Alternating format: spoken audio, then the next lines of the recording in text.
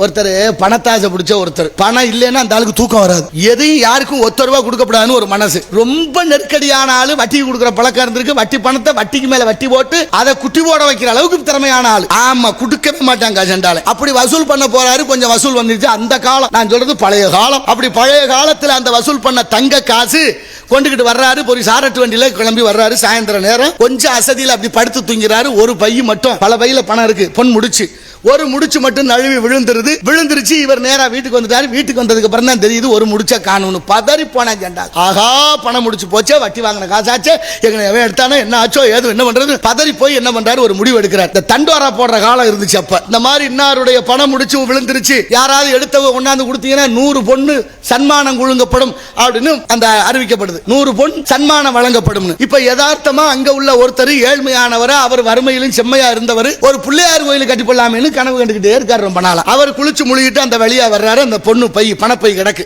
அந்த தங்க காசு உள்ள பை எடுக்கிறாரு. கனமா இருக்கு. ஓஹோ, ஏதோ காசு விழுந்துருச்சு, இறைவன் தான் கொடுத்திருப்பான் போல இருக்கு கோயில் கட்ட அப்படி நினைச்சு கொண்டுகிட்டு போற போது இந்த தண்டோரா போடுற சத்தம் அவர் காதுல விழுகுது. ஆமா, தண்டோரா போடுற சத்தம் விழுகுது. முடிச்ச எடுத்தவங்க கொண்டாந்து கொடுத்தா 100 பொண்ணு தர்றேன்ட்டாங்க. அவர் நேர்மையா நமக்கு 100 பொண்ணு கிடைச்சா போதும், எப்படியும் கோயிலை கட்டி போடலாம் நினைச்சு உண்மையிலேயே காலையில கொண்டு போய் குளிச்சு முழுகிட்டு அந்த பணத்தை கொண்டு போய் அந்த வட்டி பணத்தை தொலைச்சாரு பாருங்க, அவர்கிட்ட கொண்டே கொடுத்தார். அவர் வாங்கினாரு. ரொம்ப ஆச்சரியத்தோட எண்ணி பார்க்கிறாரு. 800 பொற்காசுகள் இருக்கு. 800 பொற்காசு சரியா இருந்து வச்சு அவருக்கு தெரியுது, சரியா இருந்துருச்சு. ஆனா இவனுக்கு சன்மானம் கொடுக்கறோம்ட்டமே, எப்படியாவது சமாளிக்கணுமேனு ஒரு திட்டம் போடுறேன். ஏன்னா கொடுக்க முடியாது, சொன்னது பொய், கொடுக்க கூடாதுன்னு ஒரு திட்டத்தை போட்டேன். அவர் கேட்டார், ஐயா நீங்க தானே சொன்னீங்க பொன் முடிச்சு கிடைச்சிட்டா 100 பொன் பரிசு தர்றேன், நீங்க தன்மானம் அதை கொடுங்கய்யா, நான் பிள்ளையார் கோயில் கட்டலாம்னு நினைக்கிறேன், கொடுங்கன்னாரு. என்னது 100 பொன் தர்றேன்னு சொன்னது உண்மைதான், அதுல ஒன்றும் மாற்றம் இல்லை.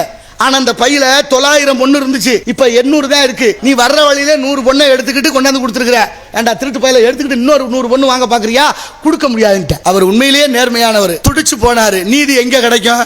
ஊருக்குள்ள பஞ்சாயத்தை கூட்டியாச்சு. பஞ்சாயத்தை கூட்டி பஞ்சாயத்துல சொல்றாரு அவருடைய வழக்க. ஐயா, ஒரு பொன் முடிச்சு கிடந்துச்சு, நான் இறைவன் கொடுத்தான் என்று வீட்டுக்கு எடுத்துக்கிட்டு போனேன். அதை கோயில் கட்டலாம் நினைக்கிற ஒரு தண்டோரா செய்தி வந்தது.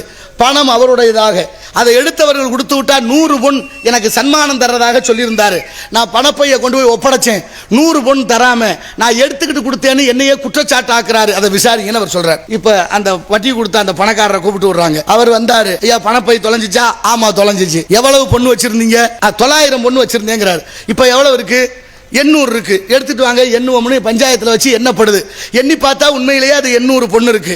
இப்ப பஞ்சாயத்தார் என்ன தீர்ப்பு சொல்லணும்? 100 பொண்ணு நீ எடுத்தியான்னு கேட்கணும், இல்ல நீ எடுக்கல இதானே சொல்லணும். தீர்ப்பு எவ்வளவு நுட்பமா வழங்குறாங்கன்னு பாருங்க. ஒரு உதாரணத்துக்கு சொல்றேன். உடனே 800 பொற்காசு உள்ள பணப்பைய வாங்கி கண்டெடுத்து கொடுத்து அவர்கிட்ட கொடுத்து நீங்க கொண்டுகிட்டு போங்க, இது உங்களுக்கு தான்ட்டாங்க. என்ன காரணம் சொல்லணும்? காரணம் சொல்லணும்ல, கொடுத்தாச்சு. இப்ப பணத்தை பறி கொடுத்து அவன் அழுவானே, ஐயா என்ன பணத்தை வாங்கி அந்த ஆள்கிட்ட கொடுத்துட்டு ஏன் காசு இல்ல, நீ எவ்வளவு வச்சிருந்த? 900 பொண்ணு இருந்துச்சு, அதுல எவ்வளவு இருக்கு? 800 பொண்ணு இருக்கு. அப்ப இந்த பை ஓம்பிட்டு இல்ல, வேற பை எங்க கிடக்கு, அது எடுத்தா உனக்கு வந்து சேரும் போன்ட்டு போயிட்டார். நீதினா அப்படித்தானே இருக்கணும். வலிமையின் ஓர் புதிய அத்தியாயம். அக்னி 550D கம்பிகள். அக்னிக்கு நிகர் அக்னிதான்.